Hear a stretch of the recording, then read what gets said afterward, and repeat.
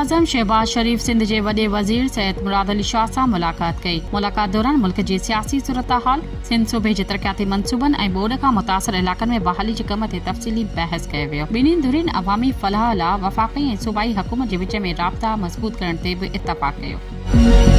वफ़ाक़ी आईनी अदालत में यूटिलिटी कारपोरेशन जे मुलाज़िमनि जी बरतरफ़ी केस जी ॿुधणीअ दौरान जस्टिस हसन अज़हर रिज़वी चयो त अदालत खे सियासी मैदान न बणायो वञे। अदालत यूटिलिटी स्टोर्स मां हटायल सेलमैन मुज़म्मिल रफ़ी खे तयारी लाइ वधीक वक़्त ॾिनो। जस्टिस रिज़वी 17वीं आईनी तरमीम पढ़ी अचण जो हुकुम ॾिनो ऐं चयो त वफ़ाक़ी अदालत में डायरेक्ट दरख़्वास्त दाख़िल करण खां अॻु वकील सां मशवरो कयो। अदालत ॿुधायो त यूटिलिटी स्टोर्स में करोड़नि रुपयनि जो नुक़सान ऐं करप्शन रिपोर्ट थी आहे। ॿुधणी अणॼातल मुदे ताईं मुलतवी कई वई।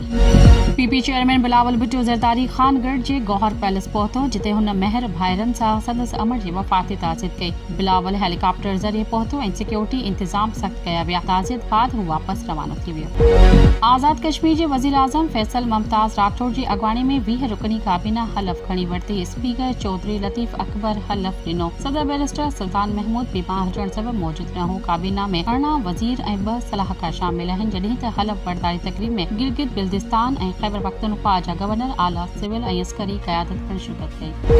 सिंध हुकूमत ऐलान कयो आहे त ईंदड़ हफ़्ते खां कराची में डबल डेकर बसूं ऐं न्यू ATV बसूं हलाइण शुरू कयूं वेंदियूं, जॾहिं त सिंध जे ॿियनि ज़िलनि में पीपल्स बस सर्विस जा नवां रूट्स पिणु शुरू कया वेंदा। सीनियर वज़ीर शर्जील इनाम मेमण चयो आहे त दिसंबर ताईं AV टैक्सी सर्विस शुरू करण ऐं वधीक 500 बसूं मुतारिफ़ करण जो इरादो आहे। येलो लाइन ऐं रेड लाइन BRT जे तरक़ियाती कम ते तेज़ी सां कमु जारी आहे।